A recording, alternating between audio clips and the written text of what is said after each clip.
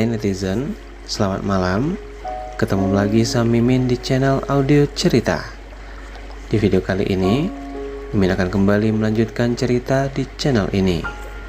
Semoga kalian terhibur dengan jalan ceritanya. Selamat membaca dan selamat mendengarkan. Menjadi suami dadakan. Bab 008. Bu Lija ikut menyenggol pembicaraan itu. Lio Zahra. Saya saja waktu dulu, baru 2 bulan hamil Meka langsung, oh. Zahra memutar bola matanya malas sambil bergumam pelan, baru aja dicoblos kemarin, malah pada bertanya. Magnia yang berdiri di sampingnya langsung menahan senyum mendengar gumaman menantunya. Zahra lalu berkata dengan suara cukup jelas, "Bu-ibu, saya ini baru menikah 4 bulan loh. Ya kami masih nikmati jadi pengantin baru juga. Lagi pula, hamil itu atas izin Allah." Bu Jaenap terlihat sinis. Ndak baik menunda-nunda kehamilan. Nanti mau Meko punya anak, ndak bisami. Zahra langsung menoleh. Emang siapa yang nunda kehamilan Bu Jaenap? Emang saya ada ngomong. Baru saja Bu Jaenap hendak menjawab, suasana mendadak berubah. Terlihat Bu Mirna keluar dari rumahnya. Para ibu-ibu langsung diam, saling memberi kode lewat mata dan mulut yang dimonyongkaj. 2. Bu Mirna berjalan lurus ke arah Magnia. Setelah berdiri tepat di depannya, terlihat jelas ia membuang gengsi demi putranya. Wajahnya dibuat memelas. "Bu Mia, tolong cabut laporanmu untuk anakku Haris," ucapnya lirih. "Kau juga punya anak laki-laki, pasti tidak tega kau lihat," lanjutnya sambil memegang tangan Magnia. Zahra langsung mendengus. "Enak aja cabut laporan. Gak bisa ya. Mimpi aja lu." 165. Bu Mirna menatap tajam Zahra, lalu kembali menatap Magnia. "Mia tolong kasihan. Cabut mi laporanmu. Bukannya juga kembali mi itu uangmu toh. Jadi sekarang impas mi." Zahra langsung meletakkan kangkung yang ia pegang. Lah menarik tangan mertuanya dari genggaman Bu Mirna. Bu Mirna, meskipun uang mertuaku balik, hukum tetap harus dijalankan. Biar anakmu jera, gak nipu orang lagi. Paham gak?" Mata Bu Mirna langsung melotot. Ia langsung mengacungkan jari telunjuknya pada Zahra. Zahra jangko ikut campur urusan orang tua kau nah. Mending diam kok kau. Kau itu tidak tahu apa-apa." Zahra hendak menjawab, namun Magnia lebih dulu menahan tangan menantunya. Lah menatap Bu Mirna dengan wajah berat. "Bu Mirna maaf nah. Tapi betul apa nah bilang Zahra. Haris harus tetap jalani hukuman. Kalau ndak dikasih hukuman, bisa-bisa ndak ada efek jeranya." Mata Bu Mirna memerah. Harga dirinya terasa diinjak-injak, apalagi ia sudah merendahkan diri pada orang yang selama ini ia anggap miskin. Mia, kau itu ndak punya hati nah. Bagaimana perasaanmu kalau Karel yang masuk penjara? Tega kau lihat ia ada di kantor polisi selama bertahun-tahun. Akhirnya topengnya ia lepas juga karena merasa marah. Zahra langsung menyela dengan suara tajam. Bu Mirna, jangan samakan adik iparku sama anakmu yang penipu itu. Karel anak baik, sesuai didikan mertuaku. Lah anakmu, sesuai didikanmu. Bu Mirna semakin melotot. Kau semua ndak punya hati. Apa susahnya bebaskan anakku? Namanya juga hilap.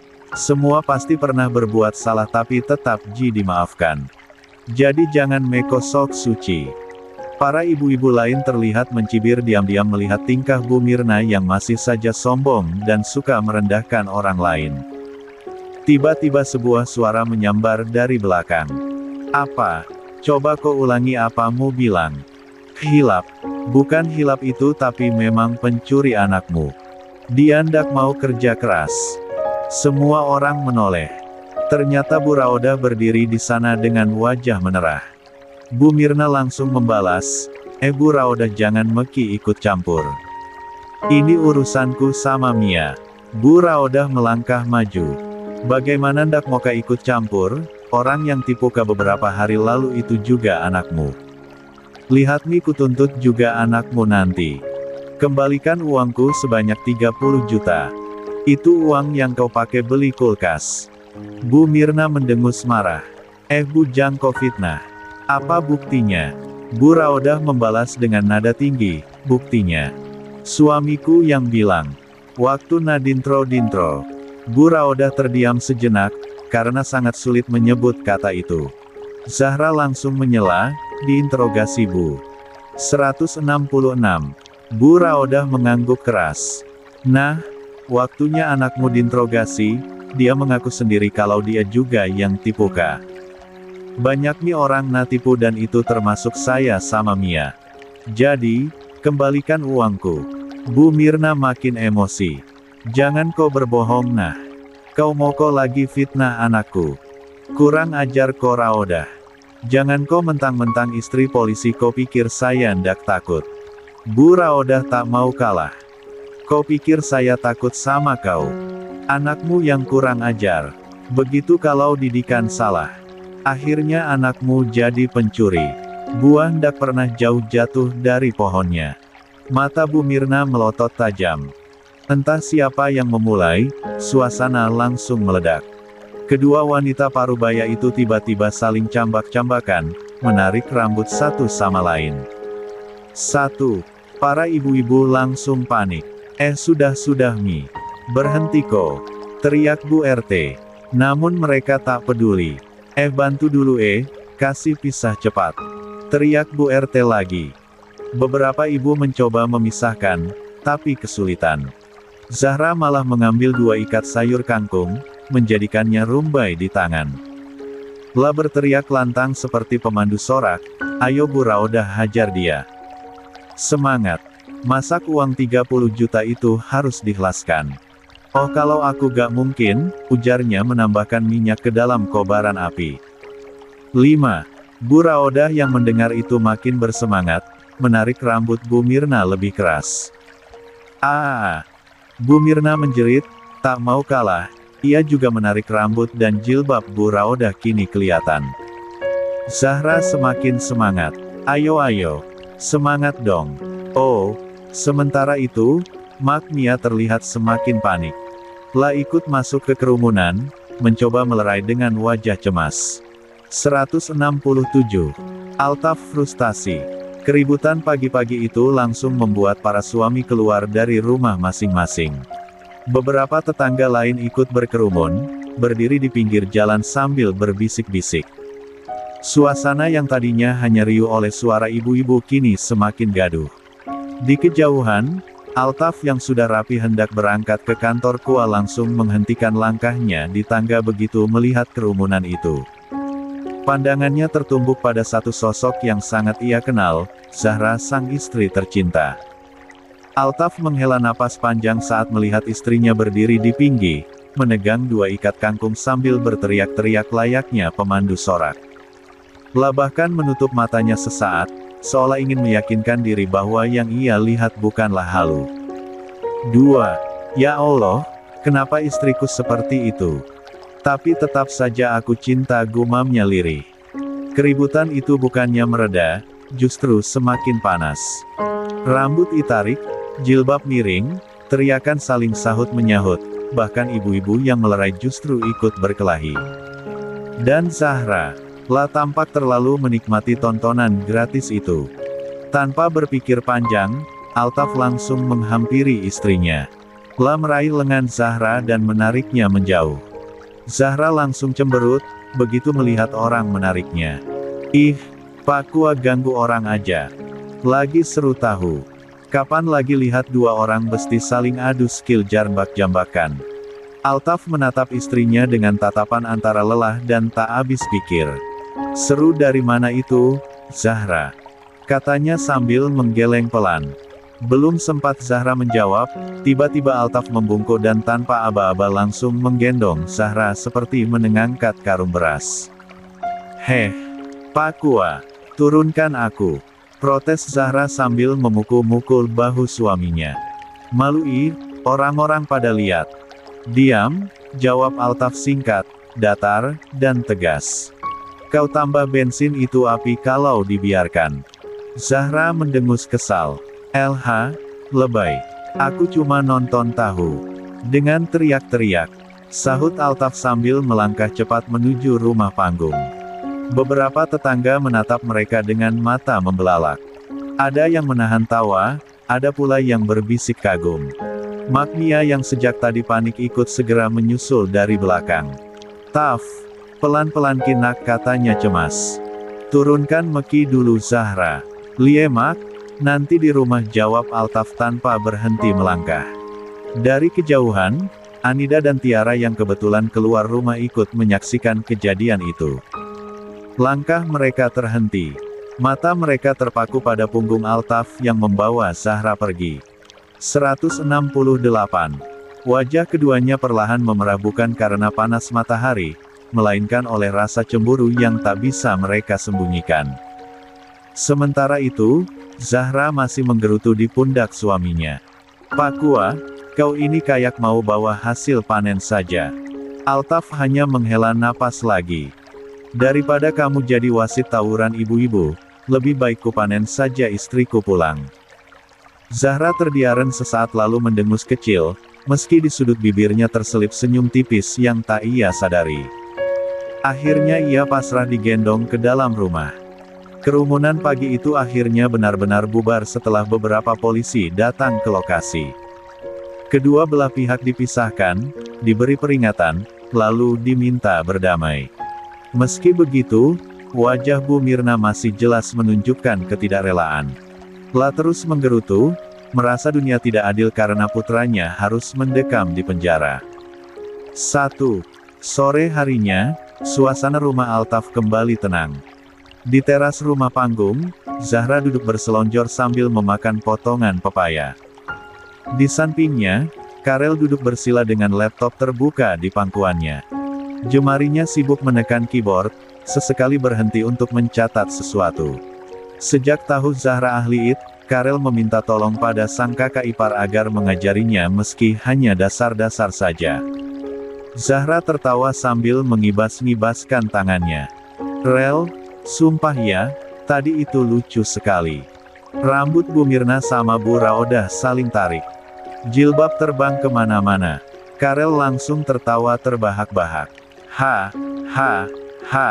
Sayang sekali ndak ada videonya Kak. Padahal penasaran sekali Kak." Zahra mendecak.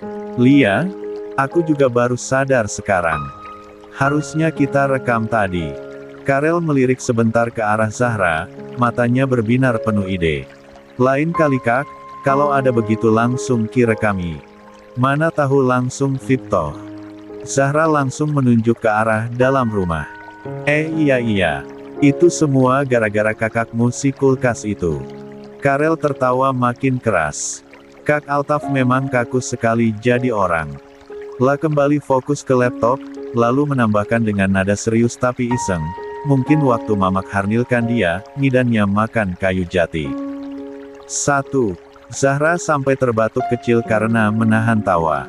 "Rel, kau ini ada-ada saja." 169. Keduanya terkekeh bersama. Suasana terasa ringan, berbeda jauh dari keributan pagi tadi. Tiba-tiba, dari arah depan rumah, terlihat Lisa pulang dari sekolah. Tasnya masih tergantung di bahu, tapi wajahnya tampak murung. Langkahnya pelan, bahunya sedikit turun. Zahra langsung berdiri setengah, saat melihat Lisa naik ke atas rumah. "Loh, Lisa, kamu kenapa Dek?" Namun Lisa sama sekali tidak menjawab. La hanya melengos, melewati Zahra begitu saja, lalu masuk ke dalam rumah. Zahra mengerutkan keningnya. "Itu kenapa dia, Rel?" Karel mengangkat bahunya santai, matanya tetap tertuju pada layar laptop. "Paling juga galau Kak." La berhenti mengetik sejenak, lalu menambahkan, "Orang putus cinta mungkin." Zahra berdecak kesal. "Ah, kamu ini, masa adikmu dibilang begitu?" Meski begitu, Zahra menoleh ke arah pintu rumah dengan raut sedikit khawatir. "Mudah-mudahan cuman galau biasa," gumamnya pelan, sebelum kembali duduk di samping Karel. Malam itu, kamar mereka terasa temaram dan hangat. Lampu meja menyala redup, sementara suara ketikan pelan terdengar dari laptop di atas paha Altaf. Zahra tertidur setengah sadar, kepalanya bersandar manja di pangkuan sang suami.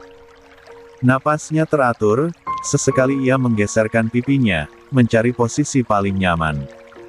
Tiba-tiba Zahra membuka mata sedikit, lalu bersuara lirih, "Sayang. Tadi Pak Erlangga nelepon aku." Jari-jari Altaf yang semula lincah di keyboard langsung berhenti. La menunduk menatap wajah istrinya. Rautnya berubah masam, jelas ada rasa cemburu yang tak sempat ia sembunyikan. "Memangnya kenapa dia nelepon kamu?" tanyanya datar. Zahra mengusap perutnya sendiri pelan, masih nyaman di pangkuan itu. "Dia ngajakin aku kerja sama." Altaf langsung menutup laptop dan memindahkannya ke samping. Fokusnya kini sepenuhnya pada Zahra. "Kerja sama apa?" tanyanya, nadanya lebih serius. Zahra menarik napas kecil, lalu berkata jujur, "Waktu aku membekukan rekening Haris itu kan sebenarnya ilegal. Termasuk pelanggaran undang-undang siber. Tapi Pak Erlangga nutupin itu. Ya, buat aku sih sebenarnya gak masalah. Tapi sebagai gantinya, dia nawarin aku kerja sama." Altaf mengerutkan kening. "Kerja sama bagaimana maksudnya?" Zahra menoleh, menatap mata suaminya dengan serius. "Dia mau aku jadi ahli IT buat kepolisian. Seperti mencari para buron asterisk N. 170. Altaf terdiam beberapa detik. Dadanya naik turun pelan. "Terus, jawaban kamu apa?" lanjutnya. Zahra menggeleng perlahan. "Aku belum jawab apa-apa." La tersenyum kecil. "Aku nunggu keputusan kamu saja."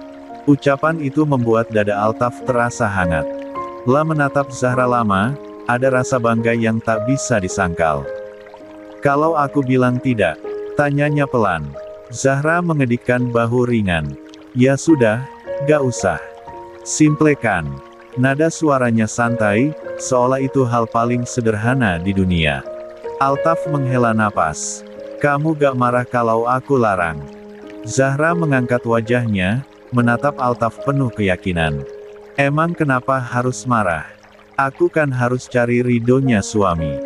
Altaf menyipitkan mata. Ada kilat aneh yang membuat Zahra refleks meneguk ludah. "Oh, kalau begitu," gumam Altaf pelan. Tanpa banyak bicara, Altaf langsung mengungkung Zahra, membuat istrinya terkejut dan menahan napas. Tatapan Altaf begitu dalam, penuh makna. "Sepertinya aku salah ucap deh," batin Zahra. Zahra hanya bisa menatapnya, jantungnya berdegup kencang, sadar betul kemana arah percakapan ini. Tak lama kemudian, lampu kamar meredup sepenuhnya. Dan seperti malam sebelumnya, rumah panggung itu kembali merasakan gempa lokal. 5/171. Dibalas telak. Beberapa hari telah berlalu setelah kejadian itu. Siang hari itu, rumah Bu Raodah tampak ramai. La tengah melaksanakan sebuah acara adat, Mapen Redoi, yang berarti, naik uang, atau pembawaan uang dari pihak laki-laki ke keluarga perempuan sebagai bagian dari persyaratan pernikahan.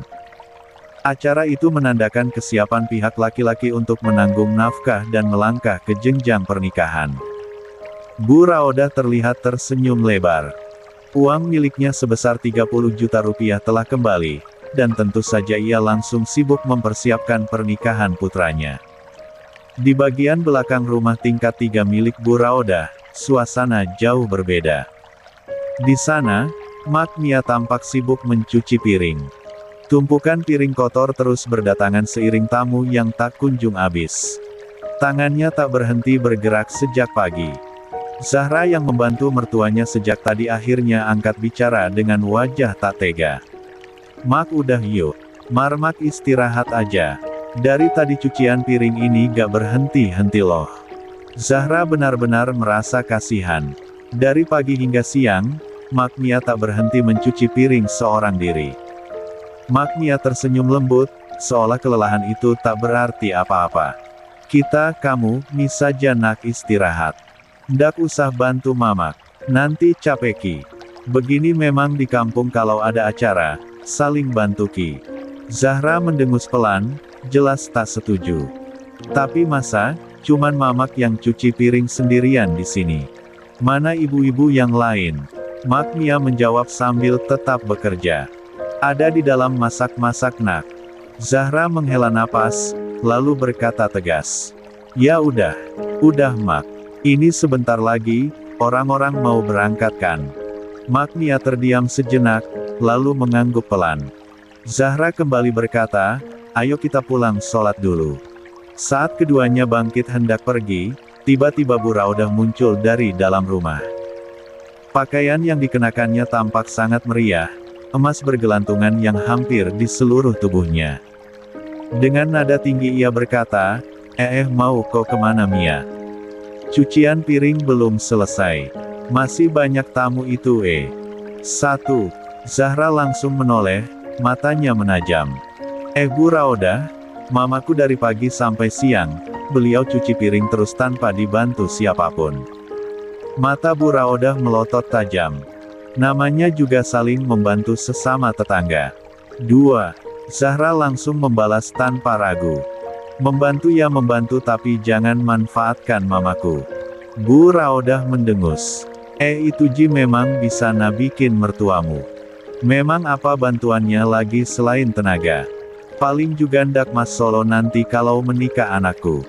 Zahra melangkah sedikit ke depan. Kalau kami buat acara, kau mau kalau saya cuci piring terus berjam-jam? 172. Bu Raudah tersenyum miring. Ndak level nah. Kalau mertuamu memang cocok kalau saya tidak karena saya orang kaya. Zahra langsung menukas tajam. Kalau kau memang orang kaya, kenapa tidak sewa orang buat cuci piring? Bu Raudah terdiam.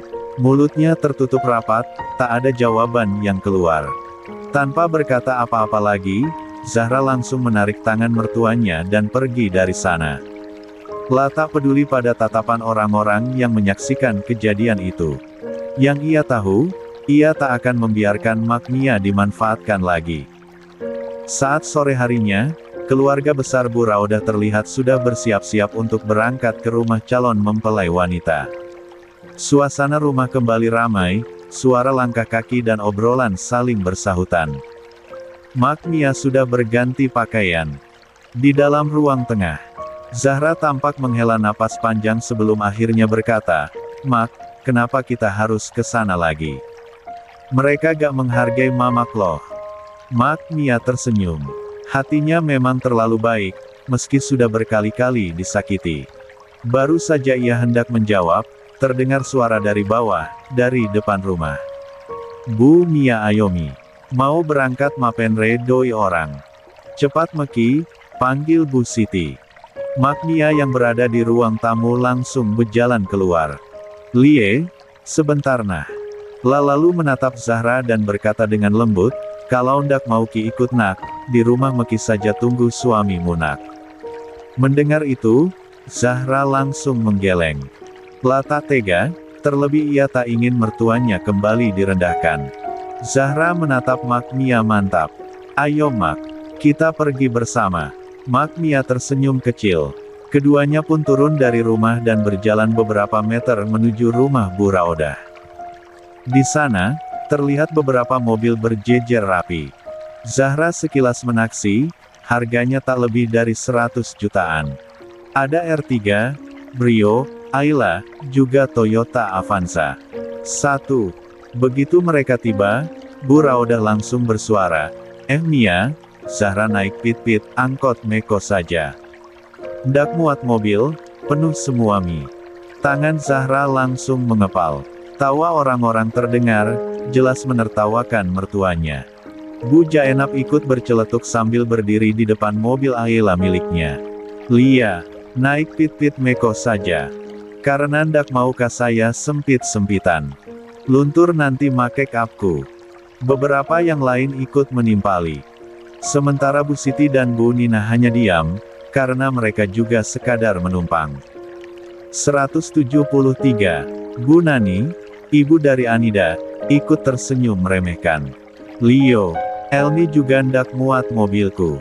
4 orang Ji bisa naik. La menepuk-nepuk mobil Brio miliknya. Di sana, Anida juga terlihat berdiri.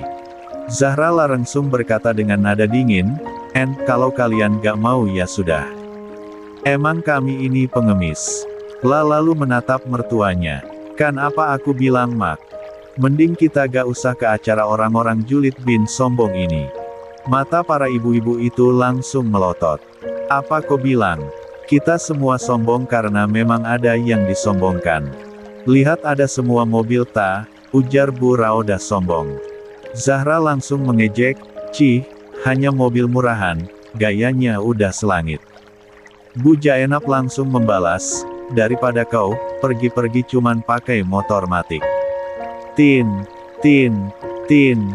Baru saja Zahra hendak menjawab, tiba-tiba suara klakson terdengar keras. Semua orang langsung menoleh. 3 buah mobil mewah muncul di ujung jalan. Sebuah SUV Land Cruiser, sebuah Mini Cooper, dan yang terakhir membuat semua orang ternganga sebuah mobil sport hitam Rolls-Royce. 2. Para tamu dan ibu-ibu itu langsung tercengang. Beberapa bahkan tampak lupa bernapas. Tak lama kemudian, seseorang turun dari salah satu mobil. La mengenakan jas hitam rapi dan langsung menegur dengan sopan, Bu ibu permisi semuanya, tolong pindahkan dulu mobil-mobil kalian. Mobil-mobil ini mau lewat. Semua orang seperti tersadar. Bu Raudah langsung bertanya dengan suara tergesa, memang siapa punya itu, Pak? Baru saja pria itu hendak menjawab, matanya tertuju pada seseorang. Wajahnya berubah, lalu ia berkata dengan nada hormat, Nona Zahra, 1. Semua orang kembali tercengang. Bahkan Magmia ikut terkejut. Pria berpakaian hitam itu langsung menghampiri Zahra sambil menunduk hormat. Nona, ini mobil-mobil Anda yang Tuan sudah kirim. Maaf terlambat karena ada kendala. Sekali lagi, para tetangga terasa seperti kehilangan napas. Bu Jaenap, Bu Raudah, dan Bu Nani langsung maju bersamaan. 1. Pak, tidak salah Jackie itu. Mana mungkin Zahra punya mobil semahal dan sebagus ini, ujar Bu Raudah. 174. Bu Nani ikut menimpali, Lie, pasti salah alamat Ki. Pengawal itu menjawab tegas, kenapa salah alamat? Jelas-jelas ini nona kami. Nona Zahra. Kami sudah diperintahkan untuk bawa mobil-mobil ini ke pemiliknya. Mendengar itu, para tetangga yang tadi mengejek Zahra langsung melemah. Wajah-wajah mereka pucat, beberapa bahkan tampak hampir tak sanggup berdiri. 1. Zahra berkata santai, ya udah Pak. Bawa ke sana saja. Lalu tersenyum sinis dan berkata keras, minggirin mobil-mobil murah kalian. Mobil-mobil mahalku mau lewat. 4. Tak ada yang berani membantah. Setelah mobil-mobil mereka dipindahkan, ketiga mobil mewah itu langsung meluncur menuju rumah Magmia. Zahra lalu menoleh pada mertuanya, suaranya lembut, tapi terdengar sengaja dikeraskan. Ayo Mak, kita naik mobil sendiri. 3. 175. Mengungsi. Para ibu-ibu itu masih merenatum di tempatnya. Tatapan mereka mengikuti setiap langkah Zahra dan Magmia yang berjalan mendekati deretan mobil mewah. Zahra mengambil salah satu kunci mobil sport hitam Rolls-Royce Motor Charge, lalu menoleh pada mertuanya. Ayo Mak, duduk. Magmia masih terlihat kaku, tapi akhirnya menuruti. La duduk perlahan di dalam mobil, matanya membulat tak percaya. Masya Allah, gumamnya lirih. Pria berjas hitam itu segera bergerak membukakan pintu untuk Zahra dengan sikap sangat hormat. Silakan, Nona. Zahra masuk, pintu ditutup, dan tak butuh waktu lama mobil itu menyala. Tangannya memutar setir dengan sangat handal, membuat beberapa ibu-ibu menahan napas. Mobil sport itu melaju mulus, lalu singgah sebentar tepat di dekat kerumunan pesta. Kaca jendela mobil turun perlahan. Zahra menyandarkan lengannya santai, menatap para ibu-ibu yang sejak tadi mengejeknya. Kami duluan ya. Maaf kami nggak ikut. Pengen jalan-jalan menikmati pemandangan aja. Senyum tipis terukir di wajahnya. Detik berikutnya, Zahra menancap gas. Mobil itu melesat pergi, meninggalkan debu dan suasana hening yang sesak. Setelah mobil Zahra benar-benar menghilang, suasana mendadak kacau. Bu Raudah mendadak limbung. Aduh, ndak mungkin. Tubuhnya ambruk, disusul Bu Jainab dan Bu Nani yang sama-sama tak kuat menahan syok. Ketiganya langsung pingsan di tempat. 6. Putra Bu Raudah panik dan berteriak sambil menggoyang tubuh ibunya. Mak, bangun Ki. Jangan Ki dulu pingsan. Belum peka pergi panaik uang. Di sisi lain, Anida juga berjongkok di samping Bu Nani, wajahnya panik. Ma, bangun Ki Ma. Aduh. Para tamu ribut sendiri, sebagian berusaha menolong, sebagian lagi hanya terpaku masih belum percaya bahwa Zahra yang mereka remehkan barusan pergi dengan mobil mewah bahkan jauh lebih mewah dari mobil sejuta umat milik mereka. Malam harinya, suasana rumah Mak Mia sudah kembali tenang. Di ruang tengah, Zahra melakukan panggilan video dengan kedua orang tuanya. Wajahnya tampak ceria saat layar ponsel menampilkan sosok Papa Sultan dan Mama Rani. 176. Ma, Pa, ucap Zahra sambil tersenyum lebar. Mobilnya udah sampai setelah keliling dunia. Di layar, Papa Sultan dan Mama Rani sama-sama meringis kecil. Mereka bukan sengaja, tapi karena kendala cuaca mobil itu baru tiba. Zahra melanjutkan dengan nada puas. Tapi Zahra puas, soalnya mobil itu datang tepat waktu. Jadi bisa bungkam tuh mulut nyinyir para tetangga. Papa Sultan menghela napas pelan. Itu mobil yang paling murah, sesuai dengan keinginanmu, sayang. 3. Kalimat itu seperti petir di siang bolong. Mak Mia yang kebetulan lewat langsung berhenti melangkah. Karel yang duduk sambil main ponsel mendongak, sedangkan Lisa yang baru keluar kamar langsung menutup mulutnya sendiri. Paling murah. Padahal, menurut mereka, 3 mobil yang terparkir di bawah rumah itu jelas bernilai 500 juta bahkan miliaran. Kalau itu dibilang murah, lalu yang mahal seperti apa? 2. Berbeda dengan mereka, Altaf hanya menghela napas panjang, seolah sudah pasrah dengan standar murah keluarga mertuanya. Di layar, Papa Sultan kembali bersuara, kali ini dengan nada serius. Zahra, berikan ponselmu pada suamimu. Zahra mengerutkan kening. Ada apa, Pak? Papa Sultan berdecak kesal. Kasih aja. Ini urusan laki-laki. Wajah Zahra langsung cemberut. Altaf yang duduk tak jauh darinya malah terkekeh pelan. Dengan ogah-ogahan, Zahra menyerahkan ponselnya pada sang suami. Nih, gumamnya kesal. Papa Sultan langsung mengganti ke mode panggilan suara. Percakapan mereka pun tak lagi terdengar oleh Zahra. Melihat itu, Zahra semakin manyun. Lah bangkit dan masuk ke kamar tanpa berkata apa-apa. Sekitar setengah jam kemudian, Altaf menyusul. Lah mendapati Zahra sudah berbaring di ranjang, membelakanginya. Altaf naik ke ranjang, lalu memeluk tubuh istrinya dari belakang. Zahra berbalik dan menatapnya. Papa ngomong apa? Altaf menjawab santai, biasa. Percakapan pria. Mata Zahra menyipit curiga. Altaf terkekeh, lalu berkata jujur, Papa nanyain soal perjanjian itu. Zahra terdiam sejenak, lalu mengangguk mengerti. Lah mendekat dan memeluk suaminya. 177.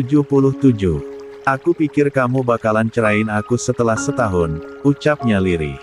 Altaf tersenyum, menatapnya penuh arti.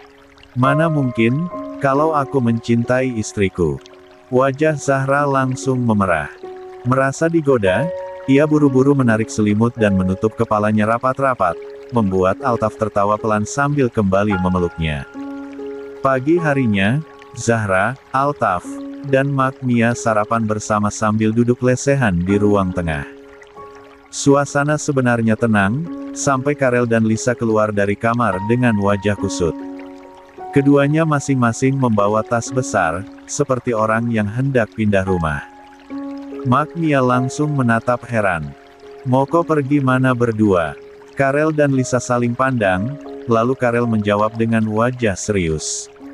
Maukah pergi mengungsi, Mak? Bahaya di sini. Ayo Mak, ikut Meki juga. Kak Zahra juga sama Kak Altaf. Mak Mia menghela napas panjang. Mengungsi dari apa anu? Sembarang toh Jena bikin ini dua orang Wajah Karel dan Lisa langsung berubah. Karel menatap ibunya sungguh-sungguh.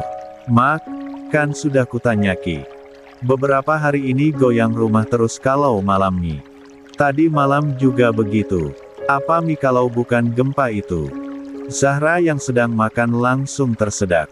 Uhuk. Altaf buru-buru mengambilkan air minum dan menyodorkannya. Pelan-pelan, sayang. Karel dan Lisa menoleh ke arah Zahra yang wajahnya mulai memerah. Lisa ikut menimpali sambil menatap ibunya. Lie, Mak. Ndak bohong Karel. Tadi malam juga kurasa gempa. Wajah Zahra semakin merah sampai ke telinga. Sementara itu, Altaf justru tampak datar, seolah tidak merasa bersalah sama sekali. Mak Mia berdecak kesal. Bukan gempa itu. Sembarang toh ini Bawa kembali itu barang-barangmu. Namun Karel dan Lisa tetap ngotot. LH, Mamaknah. Bagaimana kalau gempa betulan? Akhir-akhir ini memang banyak bencana. Mending mengungsi Memeng Meki sebelum terjadi sesuatu, Mak. Ayo Mimak, Kak Zahra, Kak Altaf. Zahra kembali terbatuk karena menahan malu. Uhuk. 178. Altaf menepuk punggung istrinya. Pelan-pelan, sayang. Zahra mencubit pinggang suaminya diam-diam dan berbisik kesal, ini semua karena ulahmu. Mereka jadi curiga kan? Altaf meringis, lalu berbisik balik dengan nada santai, lagian karmu bikin candu, sayang. Mata Zahra langsung melotot tajam. Altaf malah terkekeh kecil. Mak Mia yang melihat tingkah anak-anaknya semakin kesal. Ndak ada gempa. Simpan kembali itu tasmu berdua, baru pergi kos sarapan. Mimpi jeko itu berdua. Makanya kalau tidur baca doa. Karel dan Lisa cemberut. Akhirnya mereka berbalik menuju kamar masing-masing sambil menyeret tas besar itu. Mana ada mimpi, gumam Karel pelan. Lihat toh. Mimpi kayak nyata, sambung Lisa kesal. Sementara itu, Zahra hanya diam tertunduk. Wajahnya masih merah, menahan malu karena ia tahu betul, semua, Genpa, itu bukan bencana alam melainkan ulah dirinya dan sang suami sendiri. 179. Ada apa dengan Lisa? Pagi itu, si kembar Lisa dan Karel baru saja tiba di sekolah setelah berboncengan motor. Kini Karel sudah bisa memakai motornya sendiri karena sang kakak ipar, Zahra, sudah lebih sering menggunakan mobil. Meski begitu, tadi pagi sempat terjadi perdebatan kecil antara Karel dan Zahra. Zahra memaksa Karel dan Lisa menggunakan mobil Mini Cooper, tetapi Karel menolak mentah-mentah karena ia belum memiliki SIM dan juga belum bisa menyetir mobil. Di area parkiran, Karel menghentikan motornya lalu menatap kembarannya. Pulang duluan kan nanti itu. Apa ada pertandingan basketku lawan anak SMA 5? Lisa mengangguk. Leo, pulang duluan moko saja. Bisa JK naik pit-pit nanti. Keduanya lalu berpisah. Karel melangkah menuju kelas 3 IPS, sementara Lisa menuju kelas 3 IPA 1. Saat Lisa memasuki area jurusan IPA, beberapa murid langsung menatapnya dengan pandangan aneh. Namun Lisa bersikap biasa saja. Setengah langkah ia berjalan, terdengar bisik-bisik di belakangnya. Sepanjang koridor, murid-murid dari kelas lain terus menatapnya, membuat Lisa merasa ada yang janggal, tetapi ia tetap melangkah naik ke lantai 2. Begitu tiba di kelas IPA 1, tiba-tiba salah satu teman sekelasnya, Fanny, berteriak keras. Datareng mi pencuri Yang lain langsung menyahut. Leo, ndak ada malunya datang ke sekolah padahal sudah mi mencuri. Semoga cepat dapat karma. Kalau perlu pulang sekolah terlin asteris estruk baru keluar isi P asteris rootnya. Atau tidak kecelakaan terus tangannya hilang. Lisa sedikit tersentak mendengar doa-doa buruk yang dilontarkan teman-teman sekelasnya. Namun ia menahan diri, hanya menggeleng pelan. Wajahnya tetap datar. Lah berjalan ke bangku depan dan duduk. Di sana, sahabatnya Sukma sudah lebih dulu datang. Lisa menoleh dan berbisik, "Itu Fanny sama teman-temannya, kenapa iweh?" Sukna mengangkat bahu. "Ndak tahukah juga J. Ini saja baru kah datang." Lisa mengangguk pelan. Di bangku bagian belakang, ocehan itu belum juga berhenti. Pencuri. Kembalikan HP-nya Nita. 180. Leo, pencuri HP. Senoga ditangkap ko polisi. Kalau malu ko kasih kembali i. Mending kasih kembali diam-diam saja. Tiba-tiba terdengar suara lain, lebih lembut namun menusuk. "Jangan ki begitu. Begitu memang orangnya, dari kecil suka bawa uang banyak. Pasti nacuri itu uangnya orang tuanya." Yang lain tertawa kecil. Mungkin orang tuanya juga pencuri. Buah tidak jauh jatuh dari pohonnya. Mereka terus berbicara seolah-olah tidak ada Lisa di dalam kelas. Namun Lisa sama sekali tidak bereaksi. Lah tetap Dian menatap ke depan. Keributan itu baru berhenti setelah guru masuk ke kelas dan pelajaran dimulai. Saat jam istirahat tiba, Lisa menghampiri Sukma, Bisna, dan Narah. "Ayo makan mie siram." Ketiganya mengangguk. "Ayo," jawab mereka hampir bersamaan. Sepanjang koridor, keempat sahabat itu berjalan sambil berbincang ringan, tidak mempedulikan tatapan murid-murid lain yang kembali mengarah ke Lisa. Begitu tiba di kantin dan baru saja mereka melangkah masuk, suara Fanny terdengar lagi bersama gengnya. "Bu, ndak jadi kimakan. Ada pencuri datang.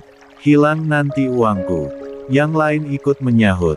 Mereka bergegas meninggalkan kantin, berpindah ke kantin lain.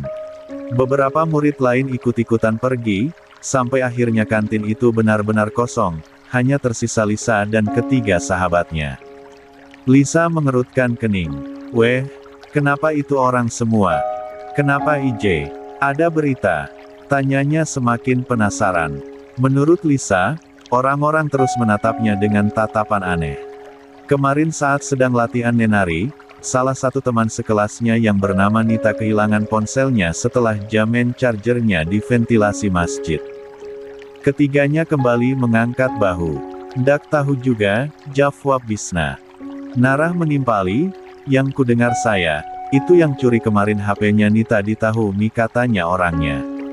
181. Lisa menoleh cepat. "Siapa?" Mereka bertiga menggeleng. "Ndak tahu," kata Sukma singkat. Lalu Sukma tersenyum kecil sambil duduk. "Ayo Mi, makan meki dulu. Laparkah?" Akhirnya, keempatnya duduk dan mulai makan, seolah menutup telinga dari semua bisik-bisik yang terus mengikuti Lisa kemanapun ia melangkah. Kak, di rumah, siang sekitar pukul 2, Zahra terlihat sendirian di teras rumah panggung sambil menatap layar laptopnya dengan serius. Jemarinya bergerak cepat di atas keyboard. Sebagai ahli IT, ia sedang mengerjakan tugas dari sang papap melindungi sistem perusahaan keluarga dari serangan hacker jahil yang mencoba menembus keamanan. Rumah sedang sepi. Magnia pergi ke pasar membeli bahan-bahan yang habis. Altaf belum kembali dari pekerjaannya, sementara kedua adik iparnya, si kembar, masih di sekolah. Zahra baru saja menarik napas lega setelah menyelesaikan satu lapisan keamanan tambahan ketika telinganya menangkap suara langkah kaki naik ke tangga. Lah refleks menoleh. "Mak," gumamnya pelan. Namun detik berikutnya, Zahra membeku. Yang muncul di hadapannya adalah Lisa. Gadis itu terlihat berantakan. Tubuhnya basah kuyup, bau comberan menyengat menusuk hidung. Seragam putih abu-abunya kotor, penuh noda. Bau telur busuk bercampur air kotor menempel di tubuhnya. Jilbab Lisa robek-robek seperti digunting asal, begitu juga roknya. Rambutnya lembab, wajahnya pucat, dan air mata terus mengalir tanpa henti. Zahra langsung bangkit. "Lisa." Begitu Lisa naik ke rumah, Zahra segera menghampirinya. "Kamu kenapa, Dek?" Suaranya bergetar. Siapa yang buat kamu seperti ini? Siapa yang bully kamu? Lisa tidak menjawab. La menunduk, lalu berusaha melepaskan tangan Zahra. Lepas Kikak. Suaranya serak. La mencoba masuk ke dalam rumah. Zahra mengikuti dan kembali menarik tangan adik iparnya. Lisa. Zahra menahan lengannya. Kamu kenapa? Jawab kakak. 182. Lisa tiba-tiba kehilangan tenaga. Kakinya lemas. La jatuh terduduk di lantai dan menangis keras, sesenggukan, seperti menumpahkan semua rasa sakit yang ditahannya sejak tadi. Zahra langsung memeluknya erat, tak peduli bajunya sendiri ikut kotor dan bau. Sudah, bisiknya sambil mengusap punggung Lisa. Tenang dulu. Kakak di sini. Setelah tangis Lisa sedikit mereda, Zahra menarik napas dalam. Ayo, ucapnya lembut. Kamu bersihkan diri dulu. Abis itu baru cerita pelan-pelan. Lisa mengangguk kecil, lalu berkata lirih, jangan kitanya mamak nah, Kak. Sama Kak Altaf juga. Zahra menatap wajah adik iparnya yang penuh luka batin itu. Lia, katanya mantap. Kakak janji. Dengan ditemani Zahra, Lisa membersihkan dirinya di WC bawah rumah. Zahra menunggu di depan pintu, tak bergeser sedikit pun. Sekitar setengah jam kemudian, Lisa keluar. Tubuhnya sudah bersih, tetapi wajahnya masih memerah dan matanya bengkak. Zahra juga telah berganti pakaian. Zahra yang sejak tadi menahan diri akhirnya angkat bicara. Ayo, katanya tegas. Sekarang cerita sama kakak. Siapa yang bully kamu? Lisa menarik napas panjang. Suaranya bergetar saat mulai bercerita. Setelah pulang sekolah, Lisa menunduk. Saya sama beberapa teman dak langsung pulang, Kak. Ada latihan menari. Zahra mengangguk, membiarkan Lisa melanjutkan. Waktu mau ganti pakaian, lanjut Lisa, tiba-tiba Nita datang. Dia bilang, Lisa, maukah bicara berdua sama kamu? 183. Zahra ngamuk. Suasana sekolah sudah mulai sepi. Langit sedikit mendung, angin siang bertiup lembab. Lisa berdiri di dekat ruang ganti, memegang tasnya. Nita. Lisa menoleh saat gadis itu mendekat. Nita terlihat gelisah, matanya merah. Lisa, bolehkah bicara berdua sama kamu? Lisa sempat ragu, tapi akhirnya mengangguk. Lia, ada apa? Mereka berjalan ke belakang sekolah, ke area yang jarang dilewati siswa. Suasananya sunyi.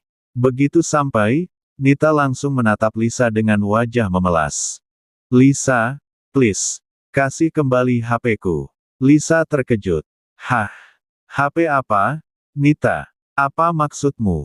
Kau yang ambil toh. Suara Nita meninggi. Kau curi HP-ku. Apa? Lisa mundur setapak. Saya tidak ambil apa-apa, Nita. Lisa tiba-tiba teringat tatapan aneh teman-teman sekelasnya sejak pagi. Bisik-bisik, doa-doa buruk yang terdengar dari tadi pagi.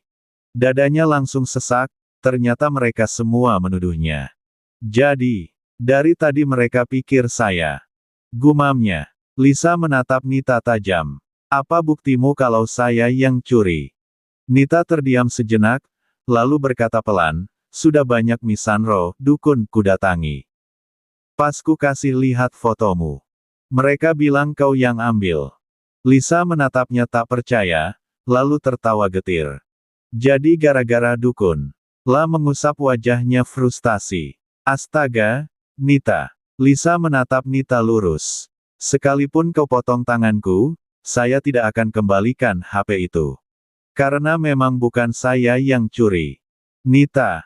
Suaranya melembut sedikit. Tolong. Jangan Ki menuduh sembarang. Nita malah menangis. Lisa. Mengaku mau saja. Kalau kau mengaku, kuanggap tidak pernah terjadi. Yang penting kembalikan HP-ku. Orang tuaku marah nanti kalau Natau hilang HP-ku. Saya tidak ambil HP-mu. Lisa mulai gemetar. Harus berapa kali kau bilang sama kau? Tiba-tiba langkah kaki terdengar.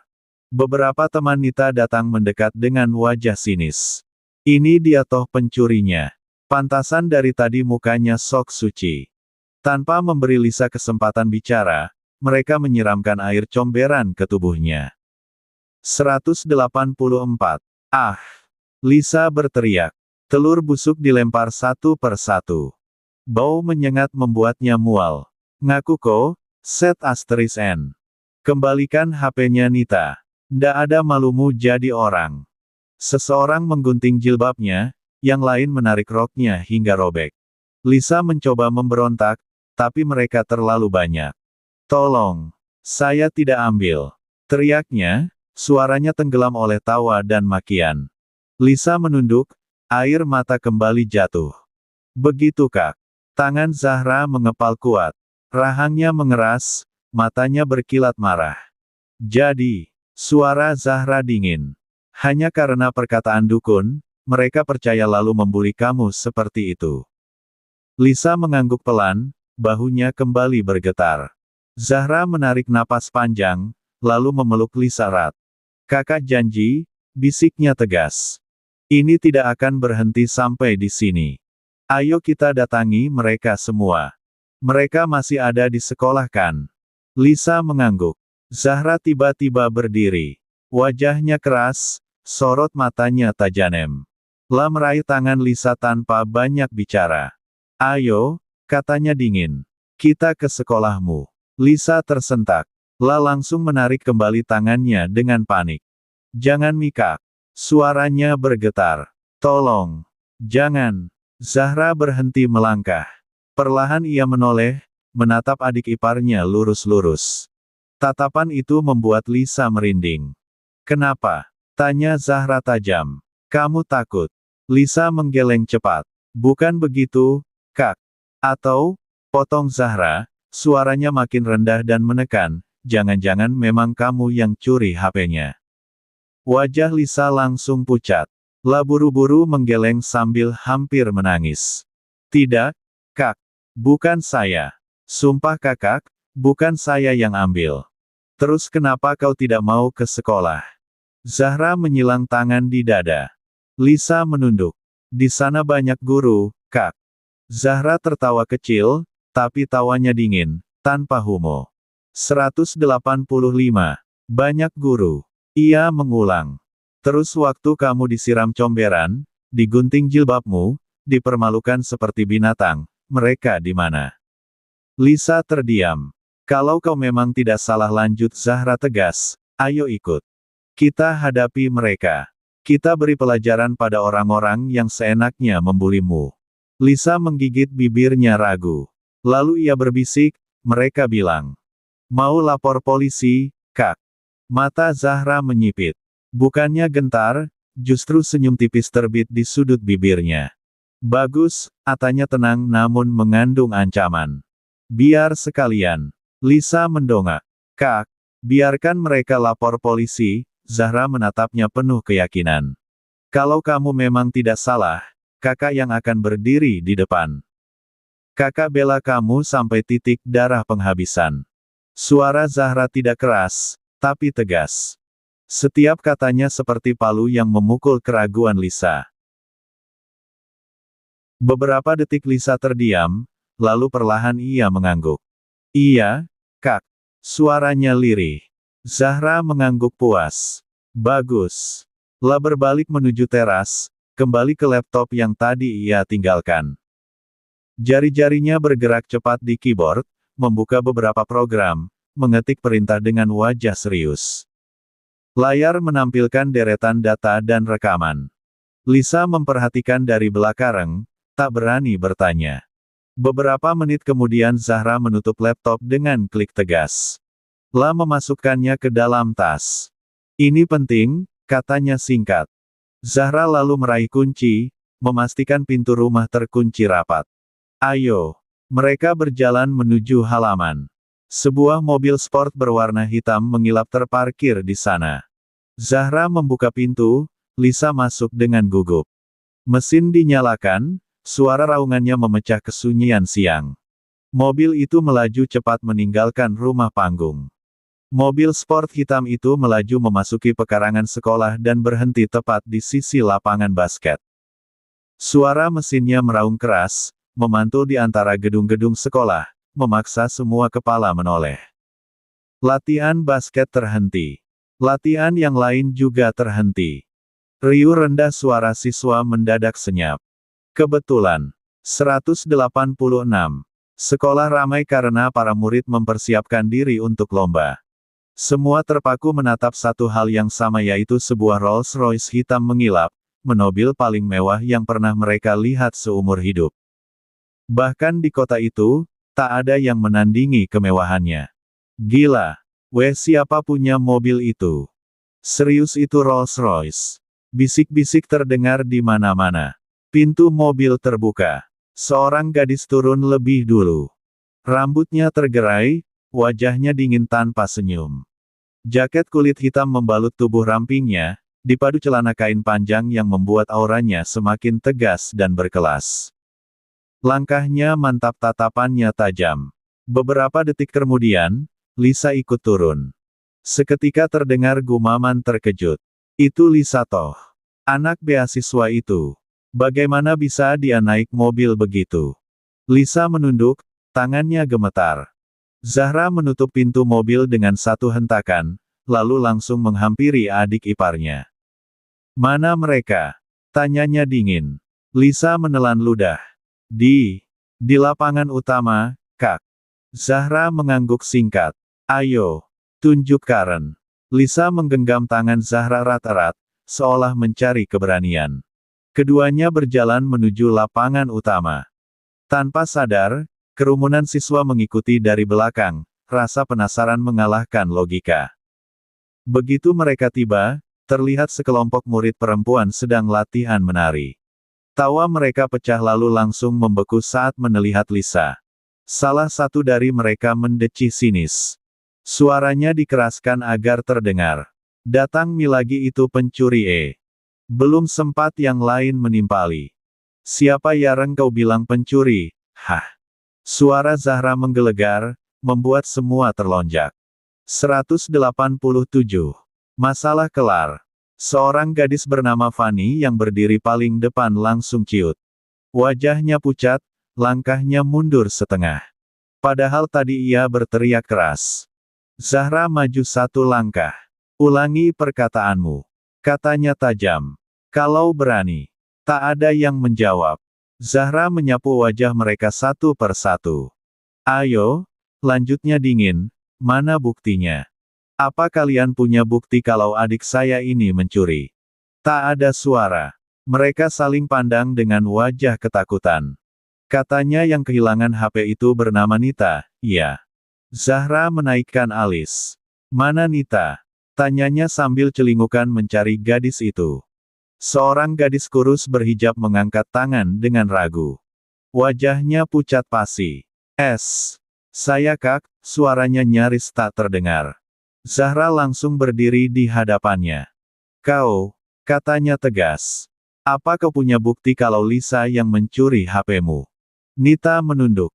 Kata Sanro, Kak. Belum sempat ia menyelesaikan kalimatnya.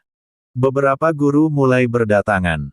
Salah satunya perempuan bertubuh tambun menghampiri dengan wajah tegang. Dek, kamu siapa? Tanyanya. Kenapa datang-datang ke sekolah marah-marah begini? Zahra menoleh perlahan, tatapannya menusuk. Siapa saya tidak penting, jawabnya dingin. Yang penting, adik saya pulang ke rumah dalam keadaan bau comberan, jilbab dan roknya digunting, tubuhnya penuh hinaan. Zahra menunjuk guru ada di sana. Dan kalian, sebagai guru, di mana saat itu terjadi? Lapangan mendadak sunyi. Guru itu terdiam beberapa detik, lalu berkata gugup, begini, Dek. Lisa ini diduga mengambil HP temannya karena perkataan, 1. Karena perkataan dukun. Begitu. Potong Zahra tajam. Beberapa murid terkejut.